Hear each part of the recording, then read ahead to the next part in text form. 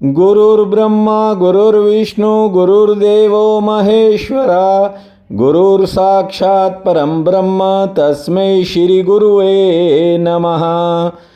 नीलामभुजश्यामलकोमलंगं सीतासमारोह भागं पानो महासायक चारुचापं नमामि रामं रघुवंशनाथं। त्वमेव माता च पिता त्वमेव बन्धु च सखा त्वमेव विद्या च द्वरणं त्वमेव सर्वं मम देव। वासुदेवसुतं देवं कंसं चाणूरमर्दनं देवकी परमानंदं कृष्ण वंदे जगद्धाम। प्रिय बंधुओं, देवियों व सज्जनों, एक बात तो आप भी अच्छी तरह समझते हो कि समय सदा गतिमान रहता है। आपका इतना बड़ा जीवन कैसे बीत गया, कब बीत गया, आपको पता ही नहीं चला। सोचते हो तब आपको बड़ी हैरानी होती है। वेद भगवान कहते हैं कि जो संसारी समय का सदुपयोग परमात्मा की भक्ति में करता है, उसका फल उसे हर जन्म में मिलता है। आप सब भाग्यशाली हो, आपके आंगन में श्रीमद् भागवत कथा का गुणगान हो रहा है। महापापों को नाश करने वाली और जीवन में सदा शुभ फल प्रदान करने वाली मद् भागवत कथा आप सुन रहे हो। ये नारायण भगवान का कृपा प्रसाद है। ये आपके सभी दोषों को समाप्त कर देगी। ध्यान दीजिए, महर्षि वेदव्यास जी कथा प्रारंभ करने से पहले भगवान की स्तुति करते हैं और कहते हैं, इस विश्व की जिससे उत्पत्ति हुई है, जिससे इस जगत का संहार होता है, जो संसार के समस्त पदार्थों में समाया हुआ है, वो सबसे अलग है। वो सर्वज्ञ है, वो स्वयं ही प्रकाश है। सृष्टि के प्रारंभ में जिन्होंने ब्रह्मा जी को वेदों का ज्ञान दिया, वेद वो वाणी है जिसकी व्याख्या करते करते बड़े बड़े विद्वान मोहित हो गए। ठीक से समझ लो, ये माया, ये संसार सब मिथ्या है, लेकिन ये माया वैष्णवी है, भगवान विष्णु की है। इसलिए हर प्राणी को इसी माया में सत्य भासता है। जैसे इंसान को अंधेरे में रस्सी सांप दिखती है, मान लिया कि सर्प मिथ्या है, मन का भ्रम है, लेकिन रस्सी तो सत्य है। ठीक से समझना, जैसे अंधेरे के कारण रस्सी में सांप की भ्रांति हो जाती है, वैसे ही अज्ञान के कारण परमात्मा के इस जगत में भ्रांति हो जाती है। देखिए, शुद्ध ब्रह्म में ही जगत भाषित होता है। जब हम टीवी देखते हैं, कोई फिल्म या फिर सीरियल देखते हैं, तो हमें चलते फिरते दृश्य दिखाई पड़ते हैं। वो केवल शुद्ध लाइट है। फिल्म के रूप में शुद्ध लाइट ही अनेक रूपों में पर्दे पर भाषित होती है। फिल्म में दिखने वाले किरदार, मोटर, गाड़ियां, नदियां, पहाड़, महल, ये सब शुद्ध लाइट है, केवल शुद्ध लाइट। उसी शुद्ध परमात्मा में माया के संयोग से ये संसार दिखाई देने लगता है। जैसे फिल्म के माध्यम से लाइट ही हमें पर्दे पर अनेकों रूपों में दिखाई पड़ती है, वैसे ही हमें ये जगत दिखाई पड़ता है।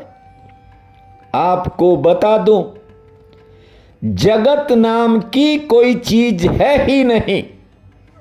शास्त्र कहते हैं कि बस ये थोड़े कालखंड में दिखता जरूर है, लेकिन है नहीं। आकाश में आप देखते हो, कभी बादल घिर जाते हैं और फिर कभी वे अपने आप मिट जाते हैं। परमात्मा तो एक शुद्ध चेतन तत्व है। जैसे आकाश, वायु, जल, अग्नि और पृथ्वी, जैसे ये चेतन तत्व हैं, वैसे ही परमात्मा एक शुद्ध चेतन तत्व है। देखिए, जल और पृथ्वी में तो फिर भी विकार दिखाई पड़ जाते हैं, किंतु आकाश मूल रूप में निर्विकार है।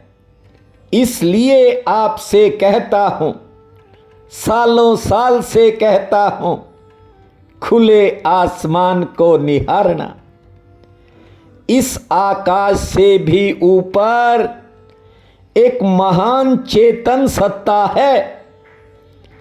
इस संसार के समस्त प्राणियों में आप जिस चेतना को देख रहे हो, उस चेतना का मुख्य केंद्र आकाश से भी ऊपर है, आसमान से भी बहुत ऊपर है। उसी व्यापक चेतना तत्व को परमात्मा कहते हैं और उन्हीं परमात्मा से अनेक अवतार होते रहते हैं, समय समय पर, युग युग में होते हैं। वही परम सत्य है। शेष ये जो जगत है, ये झूठा, मिथ्या। शास्त्रों में लिखा है, ब्रह्म एकम सत्यम जगत मिथ्या। जगत तो एक झूठा सपना है। भागवत में कहा गया है, सत्यम परम धीमहि। कहने का मतलब ये है कि हम परमात्मा का चिंतन और भजन केवल इसलिए करते हैं कि उनका स्मरण करने के बाद ये माया हमारा पीछा छोड़ दे। ये इंसान को उलझा कर रखती है। जब तक आप करुणा निधान भगवान का स्मरण नहीं करोगे, तब तक ये माया पीछा नहीं छोड़ेगी।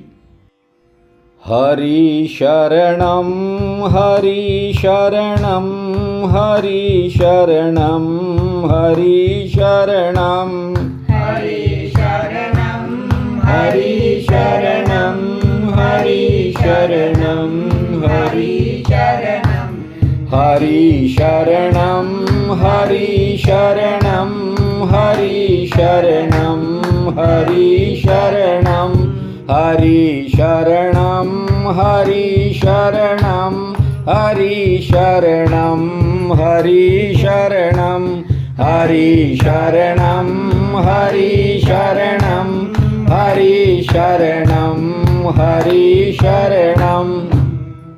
आज एक महिला का फोन आया, कह रही थी कि कथा में कोई कहानियाँ सुना दिया करो। मैंने उससे कहा 4 महीने कथाएं चलेंगी, कहानियों के लिए अब समय नहीं है। देखिए, कथा में चुटकुले कहानियाँ सुनाना ये ठीक नहीं है। मेरा प्रयास है कि आपको एक एक श्लोक विस्तार से सुनाऊं।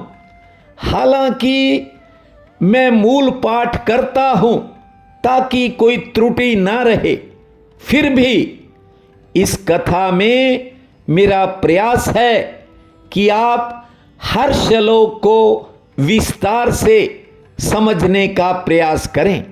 कथा कहती है कि माया का अर्थ ही मिथ्या है। ये तो एक इंद्रजाल है।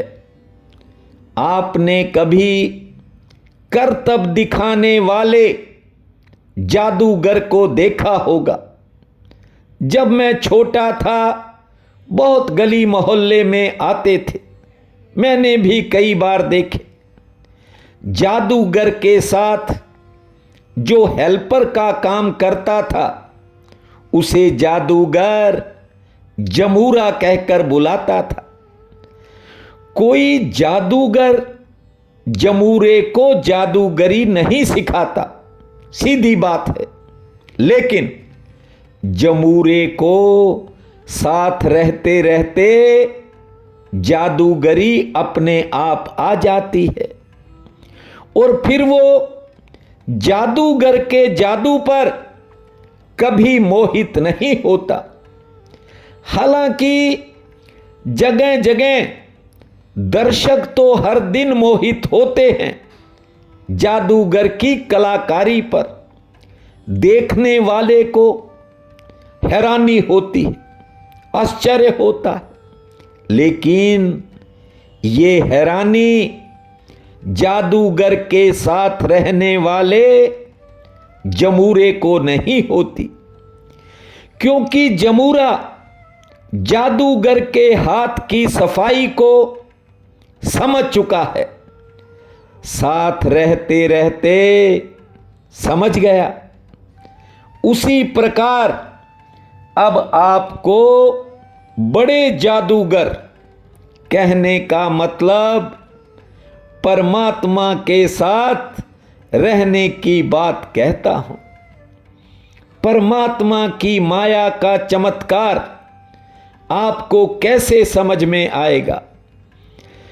फिर माया आपको मोहित नहीं कर पाएगी। ठीक से समझना, कैसे रहोगे, उसका क्या स्वरूप होगा। शास्त्र कहते हैं परमात्मा की कथा सुनते रहिए, परमात्मा के नाम का स्मरण करते रहिए। यही उनका साथ है, यही उनकी समीपता है। और ऐसे ही एक दिन परमात्मा से आपकी नजदीकी बढ़ जाएगी। ऐसे करते करते आपको बहुत कुछ समझ में आने लगेगा। आप भी परमात्मा के रहस्य से परिचित हो जाओगे। फिर आपको मरते समय ऐसा नहीं लगेगा कि बेकार में जीवन गंवा दिया। कमा कर ही आप संसार छोड़ोगे।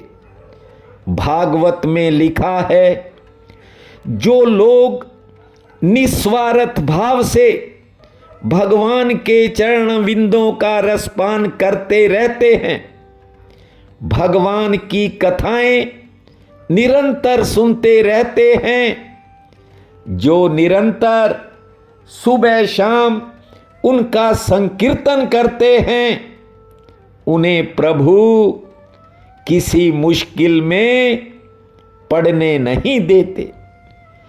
देखिए, वर्तमान समय में अधिकांश लोग, ज्यादातर लोग देखा देखी सत्संग में जाते हैं।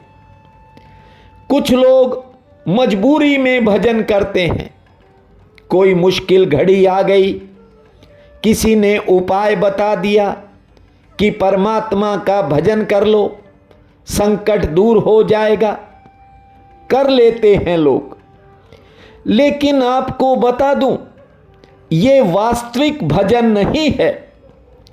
निष्कपट भाव से जब आप मुरली मनोहर का चिंतन और भजन करोगे तो याद रखना, एक दिन भगवान धीरे से अपनी माया का स्वरूप आपको समझा देंगे।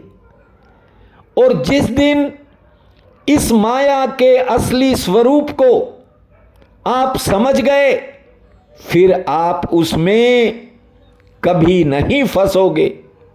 इसलिए ज्यादा से ज्यादा उसका चिंतन किया करो। गोविंद मेरो है, गोपाल मेरो है, गोविंद मेरो है, गोपाल मेरो है, भजो गोविंद मेरो है, गोपाल मेरो है, गोविंद मेरो है, गोपाल मेरो है। अरे बांके बिहारी नंदलाल मेरो है, भजो गोविंद मेरो है, गोपाल मेरो है, गोविंद मेरो है, गोपाल मेरो है। देखिए, ये संसार असार है, इसका कोई सार नहीं है। इतना जरूर है कि बाहर से और ऊपर से ये संसार सुहावना लगता है, भीतर कुछ नहीं है। केले के पौधे को देखो, प्याज को देखो, पत्ता गोभी को देखो, छीलते रहो, पत्ते ही पत्ते निकलते जाएंगे, भीतर कुछ नहीं है, खाली छिलके हैं। उसी प्रकार ये संबंधों का भ्रम जो आदमी पाल कर बैठ जाता है, भीतर सब खाली है। ये असार संसार भीतर से खाली है। और जिन विषयों का सेवन करके हम सुख ले रहे हैं, ये विषय ही विष हैं, जहर हैं। जानते हो, इन विषयों का सेवन करने से ही हमारी परेशानियां बढ़ती हैं। देखते हो, उठते ही कोई नया तनाव, नई टेंशन सामने खड़ी होती है। भागवत कहती है, जिसने विषय रूपी रस पी लिया, उसकी बुद्धि कभी शांत नहीं रहती। और जिसने भागवत कथा का रस पी लिया, उसकी बुद्धि कभी अशांत नहीं रहती। क्योंकि अमृत रूपी कथा पीने के बाद जो भीतर विषयों का जहर है, वो अपने आप खत्म हो जाता है। बस भाव से श्रवण करते रहें। समय ज़्यादा ना मिले तो थोड़ा ही समय रसपान करें। पर इस कथा रूपी अमृत को पीना जरूर, क्योंकि नहीं तो समय तो निकल ही जाएगा। न जाने कौन से जन्म का पुण्य उदय हुआ है जो भागवत कथा के रसपान का अवसर मिला। जानते हो, जिसके मन में भागवत कथा सुनने की इच्छा जन्म लेती है, उसके हृदय में स्वयं ठाकुर पहले से आकर बैठ जाते हैं, क्योंकि ठाकुर जानते हैं कि मुझे भी इसके कानों के माध्यम से कथा सुनने को मिल जाएगी। देखिए, जब तक ठाकुर की कृपा नहीं बनती तब तक ना तो कोई कथा सुना सकता है और ना ही कोई सुन सकता है। शुकदेव भगवान कहते हैं, ये वेद रूपी फलों का रस है, इसे पिया जाता है। ये कथा कान को प्याली बनाकर पी जाती है। पीवत भागवत रस माल्यम, इसे पीते रहो, चिंता आपसे कोसों दूर रहेगी। करीब 30 वर्ष पहले मैंने सार्वजनिक रूप में कथा करना छोड़ दिया था। उसके बाद बस आज कर रहा हूं। अंतिम बार मैं ये कथा पंजाब के गिद्दड़वाहा में दुर्गा मंदिर के प्रांगण में करने गया था। उस मंदिर के पुजारी राम अवतार शर्मा के आग्रह पर मैंने इस कथा को किया था, सुनाया था। अब तो वे भी संत बन गए हैं, मेरे मित्र हैं और अब अपने आश्रम में रहते हैं।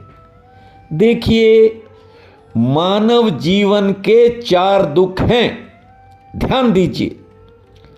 मानव जीवन के 4 बड़े दुख हैं, जीवन, मृत्यु, जरा और व्याधि।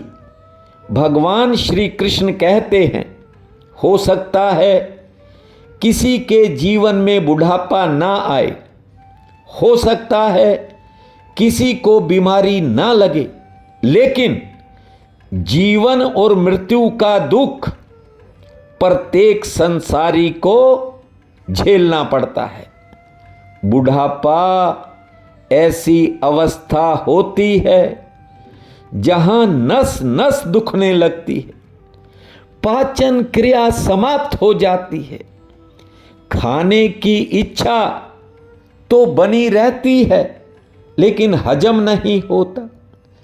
बूढ़े इंसान के बात करने की इच्छा भी बनी रहती है, पर उससे कोई बात करना तो दूर, परिवार के लोग ही उसके पास जाते कतराते हैं। बुढ़ापे में कान और आंखें सबसे पहले जवाब दे जाते हैं। बहुत से कामों के लिए बुढ़ापे में इंसान दूसरों पर निर्भर हो जाता है। इसलिए वृद्ध अवस्था को ही सबसे भयंकर रोग कहा गया है। जानते हो, बुढ़ापे को इंसान एक एक दिन करके काटता है, और यदि बुढ़ापे में कोई खतरनाक बीमारी घेर ले तो बिस्तर पर पड़ा इंसान एक एक क्षण को गिनता है। श्री कृष्ण कहते हैं, यदि इन सब व्याधियों से छुटकारा पाना चाहते हो तो मेरी शरण में आ जाओ। यदि भजन के माध्यम से भी किसी ने मुझे प्राप्त कर लिया तो मैं उसे वहां ले जाता हूं जहां से लौटकर दोबारा वापिस यहां नहीं आना पड़ता। मेरे बैकुंठ से कोई वापिस नहीं लौटता। अर्जुन ने पूछा, हे प्रभु, ऐसा वहां क्या है? तो आनंद कंद श्री कृष्णचंद्र कहते हैं कि मेरे बैकुंठ में किसी भी तरह का कोई शोक नहीं, दुख नहीं, दिमाग में किसी तरह का तनाव नहीं। वहां ना तो बुढ़ापा है, ना मृत्यु है। मन में कोई चिंता नहीं व्याप्ति। वहां सदा आनंद भरा जीवन है। हे पार्थ, मेरे बैकुंठ तक मृत्यु पहुंच ही नहीं पाती। इसलिए श्रीमद् भागवत में कहा गया है, ए मूर्ख प्राणी, परमात्मा को सदा याद रख, ठाकुर का स्मरण अपने भीतर बनाए रख, ताकि तू जीवन मृत्यु जरा और व्याधि से सदा मुक्त रह सके। श्री कृष्ण गोविंद हरे मुरारी, हे नाथ नारायण वासुदेवा। श्री कृष्ण गोविंद हरे मुरारी, हे नाथ नारायण वासुदेवा। हे नाथ नारायण वासुदेवा, हे नाथ नारायण वासुदेवा। श्री कृष्ण गोविंद हरे मुरारी, हे नाथ नारायण वासुदेवा। भागवत कथा कहती है, माता के गर्भ में शयन करना नरक के समान होता है। ये जीव जब तक गर्भ में रहता है, जैसे ही उसकी स्मृति आती है, होश आता है, भीतर पड़ा एक ही राग अलापता है जीव, हे दीन बंधु, हे दीनानाथ, मुझे इस नरक से कब बाहर निकालोगे? भीतर पड़ा जीव कहता है, हे दीनदयाल, जब मैं बाहर आऊंगा तब पूरा समय आपको स्मरण करूंगा। लेकिन जैसे ही प्रसूति वायु के माध्यम से ये जीव इस संसार में आता है, तत्काल वैष्णवी माया जीव को घेर लेती है। ज्यों ज्यों बड़ा होता है, सारी चालाकियां समाज और संसार के माध्यम से जीव में प्रविष्ट हो जाती हैं। जीव परमात्मा को तो भूल ही जाता है। युवावस्था, घर गृहस्थी, नौकरी कारोबार, स्त्री पुत्र, ऐसी ऐसी रस्सियां, ऐसे ऐसे बंधन, आदमी फंसता ही चला जाता है। और एक दिन अचानक काल सिर पर आकर बैठ जाता है। ये इंसान सारी जिंदगी संघर्ष करता है और भोगने का जब समय आता है तब यमराज का नोटिस आ जाता है। इसलिए सालों से एक ही बात आपसे कहता हूं कि समय के रहते संभल जाओ, अन्यथा बाद में पछतावे के सिवा और कुछ नहीं बचेगा। देखिए, मृत्यु का समय तो निश्चित है। ये बात अलग है कि हम सबको पता नहीं। मत मानो कि स्वर्ग है या नरक है, मत मानो कि मुक्ति है या वैकुंठ है, लेकिन जो आप अपनी आंखों से देख रहे हो कम से कम उसे तो मान लो। राजा के महल में एक साधु जबरदस्ती घुस गया। कहने लगा, अब मैं कुछ दिन यहां आराम करूंगा। दूतों ने उसे पकड़कर राजा के सामने पेश किया। राजा ने पूछा, क्यों भाई, क्या बात है? उसने कहा, मैं 4 दिन इस सराय में, इस धर्मशाला में रुकना चाहता हूं, रुकूंगा। राजा ने कहा, तेरा दिमाग तो ठीक है, ये मेरा महल है। साधु ने कहा, जब मैं इससे पहले आया था तो उस समय तो आप नहीं थे। राजा ने कहा कि उस समय मेरे पिता थे। साधु ने कहा, भाई देख, बात है ये कि मैंने यहां ठहरना ही ठहरना है। तेरे को एक बात बता दूं, तेरे से पहले तेरे पिता रहे होंगे, लेकिन उससे पहले कोई और था। तो उस राजा ने कहा कि वो मेरे दादा थे। राजा की बात सुनकर साधु ने कहा कि जब तेरे पिता नहीं रहे, तेरे दादा नहीं रहे, तो क्या गारंटी है तुम यहां रहोगे? एक दिन तो तुम्हें भी यहां से जाना होगा। ये महल नहीं, ये सराय है। ये संसार ही एक सराय है। यात्री आते रहते हैं, जाते रहते हैं। इसलिए मैंने आपसे कहा है कि जो देखते हो अपनी आंखों से, अपने हृदय में जिस चीज को समझते हो, कम से कम उस पर तो विश्वास कर लो। यहां कुछ परमानेंट नहीं है और भगवान का भजन सदा आपके साथ रहेगा।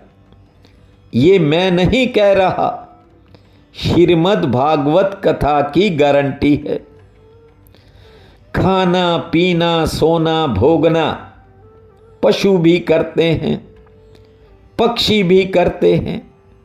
हमें बड़े भाग्य से ये मानव देह मिली है। बस इस बात का ध्यान रखा करो। भागवत में लिखा है, जो मनुष्य योनि पाकर परमात्मा का भजन नहीं करता, उसे गधे और कुत्ते जैसा जानना चाहिए। क्योंकि पक्षी भी अपने बच्चे को गर्मी से बचाना चाहता है। वो अपनी पंखों से पंखा झलता है, लेकिन जो ठाकुर के पंखा झलता है, उसे ठाकुर का साथ मिलता है, ठाकुर की नजदीकी मिलती है। मेरा तो आपसे एक ही आग्रह है कि आप इन 4 महीनों में अमृत रूपी इस कथा का रसपान करें। भागवत कथा कहती है, ये जीव देखता हुआ भी अंधा है, बोलता हुआ भी गूंगा है, सब कुछ सुनते हुए भी बहरा बना रहता है, दृष्टि होते हुए भी कुछ और ही दृश्य देख रहा है। भगवान ने ये जीभ हरि भजन के लिए दी है, लेकिन ज्यादा समय लोग निंदा चुगली में ही बिता देते हैं। सत्संग सुनने के लिए परमात्मा ने प्याली बनाकर ये कान आपको दिए हैं, लेकिन इंसान के कान कहीं और ही लगे रहते हैं। देखिए, अब आगे आगे आप सृष्टि के आदि से अंत तक समस्त अवतारों की कथाएं सुनेंगे। आपसे एक ही आग्रह है कि इस अमृत कथा का रसपान करते समय ध्यान को कथा में ही रखें। यदि आपने ठीक से कर लिया तो आपका जीवन सफल हो जाएगा। हरि शरणम हरि शरणम हरि शरणम हरि शरणम हरि शरणं हरि शरणम हरि शरणम हरि शरणं हरि शरणम हरि शरणम हरि शरणं हरि शरणं हरि शरणं हरि शरणं हरि शरणं हरि शरणं हरि शरणं हरि शरणं हरि शरणं हरि शरणं